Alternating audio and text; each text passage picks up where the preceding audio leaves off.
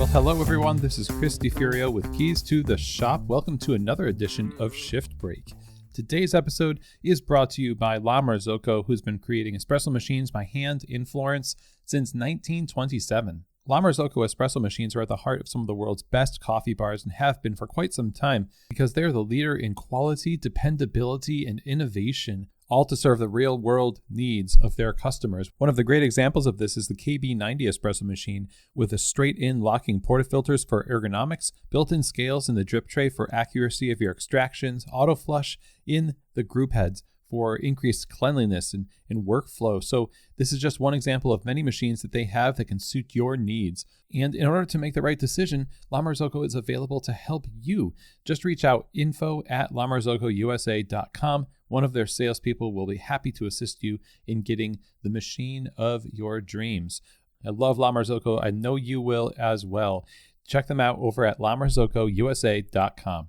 Today's episode is also brought to you by Espressly, who's creating custom branded mobile apps for your coffee bar so your customers can have the feel of your branding and your culture in the palm of their hand and the convenience of a mobile app. And you're not just a dot on the map with Espressly. This is your app. It's a really powerful service tool to have your own app. And with Espressly, it's a no-risk model. There's no setup or development fees. You get a drive-through payment scanner, receipt and label printing capabilities. All of the data is stored in the app, and of course, it integrates with some of the world's best payment processing systems, including Square. So a lot to love here. If you've been thinking about getting into mobile apps or leveling up from what you currently have now, go ahead and check them out over at espressly.co. That's espressly.co. Okay, everybody. Well, today I wanted to talk to you about staff complaints and how to handle them. I think we are accustomed to handling customer complaints.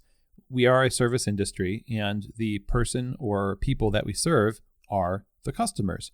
And increasingly these days, we've said this on the show too, and others in other channels of hospitality have promoted this idea that we are also serving our staff. They are essentially also our customers.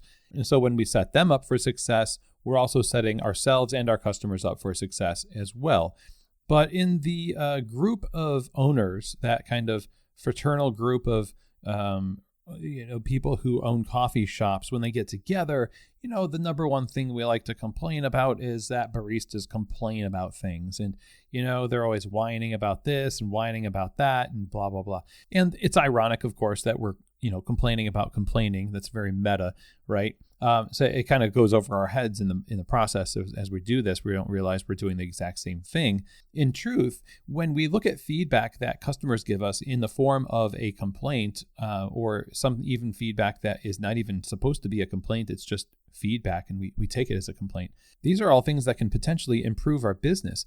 And I don't think that we handle staff complaints that well. Often it's either we ignore them and kind of get embittered and quote unquote manage people out and push them out, or shut down communication and punish them some passive aggressive way, or we respond to it, but we don't respond to it in a very healthy way. We do it in a sort of a reactive and defensive way.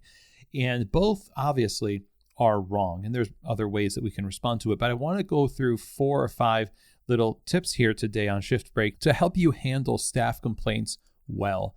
So the first thing is humility and generosity.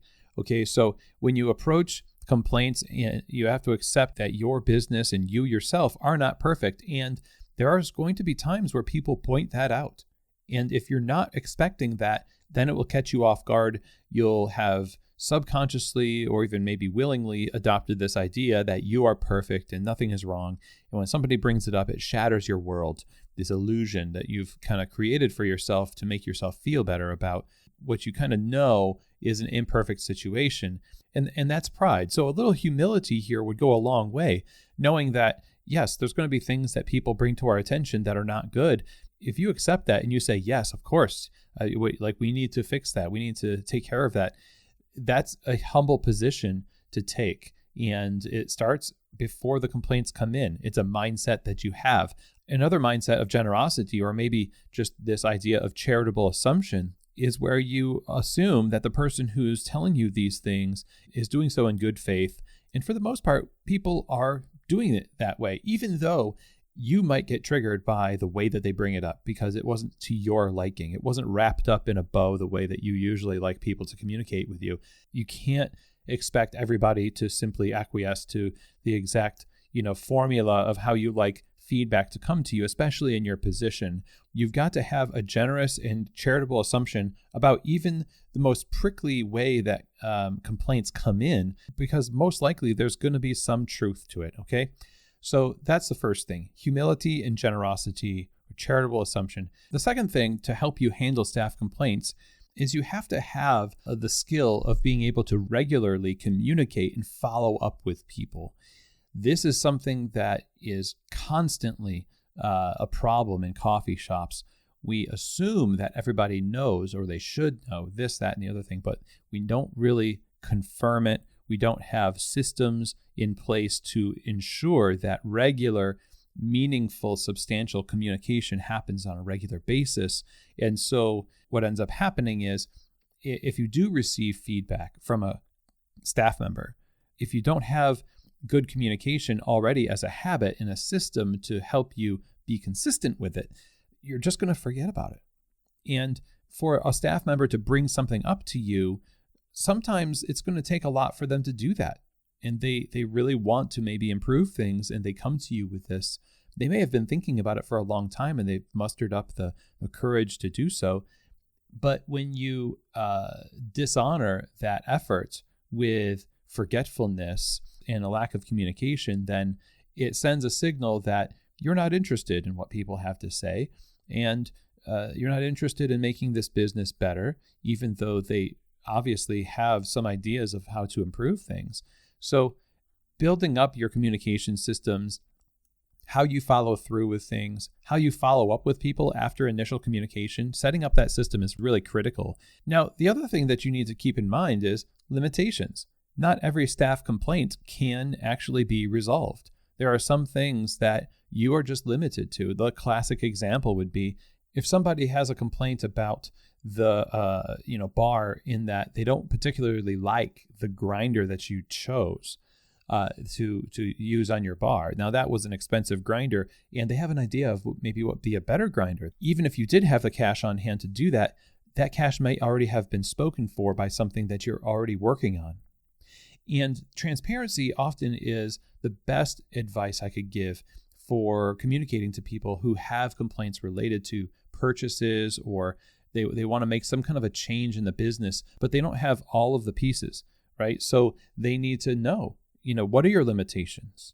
Can you buy new? I mean, I would love to buy a new grinder. This is something that, thank you for bringing this to me. And we're going to think about this for sure. Right now, it's not something that we can do because A, B, and C, but let's continue to think about this and find a way to make it happen. Now, we're being generous with the way we're approaching this. We're not bitter about the fact that they don't like the grinder we bought. We're not taking it personally. We're just taking it as information, interesting information from one of our staff members. So being transparent about your limitations really helps when you're handling staff complaints. Now, the last point I'm going to make here is that not all complaints and feedback are going to be done with good faith. Some of them are just going to be coming from people who just want to complain. They're not really interested in making the business better. They really just want to, stick it to you. And I think sometimes it's pretty easy to see who those people are because it's a chronic issue with them. There's always a problem, and they may actually be the only one out of anybody. And it'd be easy for them to say, well, everybody else is just, drinking the Kool-Aid, and I'm the only one. I'm the hero, and I'm complaining about everything for y'all. You're not doing the work that I'm doing to make this place better. We like to talk about ego of owners and operators, but I'll tell you, there's a ton of ego wrapped up in the mind and emotions of baristas as well.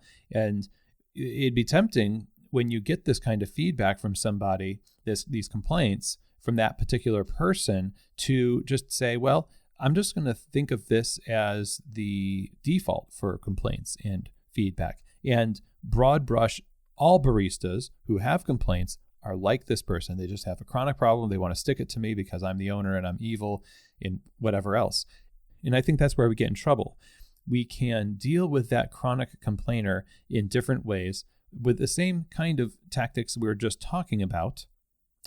If it doesn't work, then you have to make decisions about that person and what they're doing to the culture of the coffee bar. And you can have real heart-to-heart talks with them about their behavior, because those types of people often are not just relegating their complaints to one-on-one meetings with you. They're just trying to spread malcontent all over the place, and it's really not helping. And oftentimes what I've seen is that, other baristas are really just uncomfortable with it, and they wish somebody would do something about it. So that's the next step you could take with that individual. They may bring legitimate things up to you. And the trick is, again, not to take it personally, treat it academically, treat it as information. The information may be, oh, they have a good point about this thing. But the way that they're bringing it up is, objectively bad and toxic. And the way that they're spreading this malcontent in the business is toxic. Okay, so that should generate some urgency. And that's a bit of information too on maybe the way you can, maybe the way you improve your business is not just to heed some of what that person said, but also to deal with that person. And sadly, there are those people out there. It is not the default, though. I do not think that the majority of baristas are out to do that. We all want to make our places of work better. And these types of situations, like I just described, are kind of the exception to the rule. And if we approach it that way with humility, charitable assumption, and not taking it personally and just kind of processing things, being communicative, consistent, and transparent, then the complaints and the feedback that people bring are going to produce a better business, more trust, and that's just better for coffee overall. So I hope that this was a helpful episode. Thank you so much for taking the time to join me. Don't forget to subscribe to the show and also share these episodes with a friend, with your team. Thank you so much, and I'll see you here next week on another edition of Shift Break, from Keys to the Shop.